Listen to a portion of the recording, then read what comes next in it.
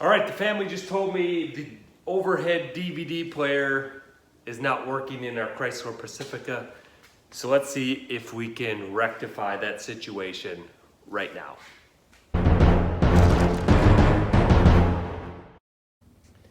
All right, the first thing we want to do is see what's happening. So we'll toggle the ignition to the accessory position. Head in the back and see what's happening.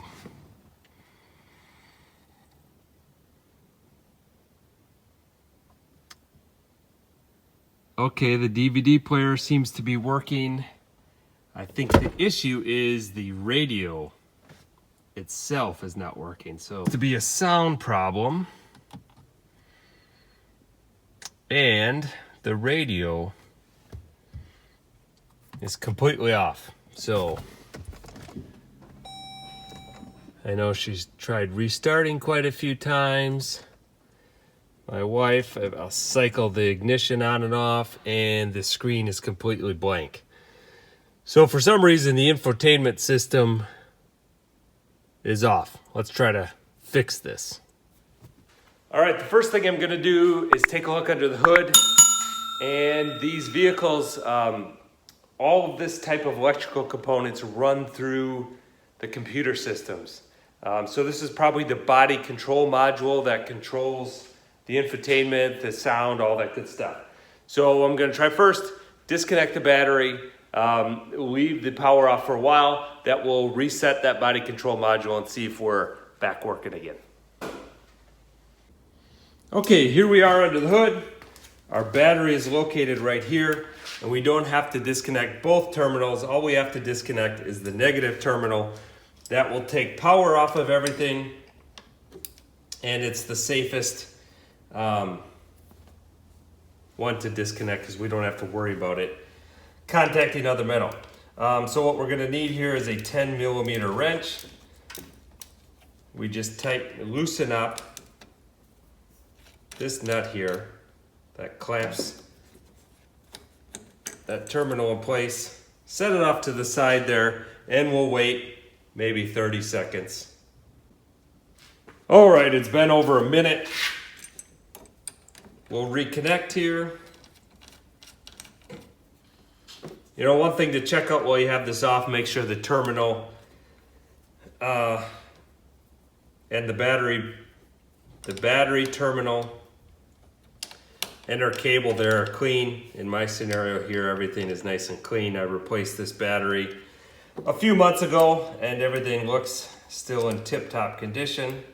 All right, you don't have to reef on that nut. Just secure it. These things are lead, so they will distort. All right, before we do anything else, let's just come in here, cycle our ignition to accessory, and bingo bango, our screen is back on. Look at that, we've got sound. We'll go to media, cycle power on the DVD player. All right, so I've put the infotainment on media. We'll turn the DVD player on, wait for it to boot up. Look at that, we've got Bluey on and we have sound. We have fixed the problem here. Disaster averted. All right, so we just learned how to fix the problem if your infotainment screen is black. Pretty simple, takes a couple minutes there. Now, you could ask the question, should I have to do this? Is this Chrysler product just a piece of junk?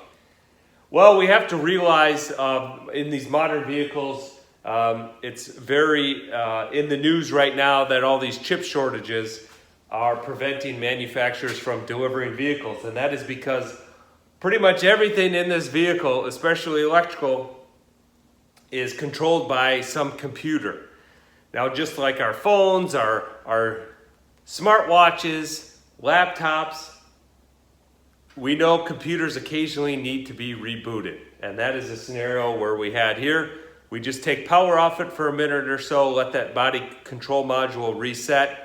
It's back in business. Now that we've owned this van for a few years now, this is the first time I've had to do that. So it's not a concern. If it starts happening more frequently, once a week, something like that, well, that's indicating there's a short or some sort of problem in that body control module. And at that point, you'd have to start thinking about replacing it. But if it's an occasional problem, disconnect the battery, wait a while, put the power back on, you're back in business. Hope this helped you out. If it does, please consider subscribing to my channel. If you don't like my other videos, just ignore them. But I really appreciate the subscription. Thanks again. Adios.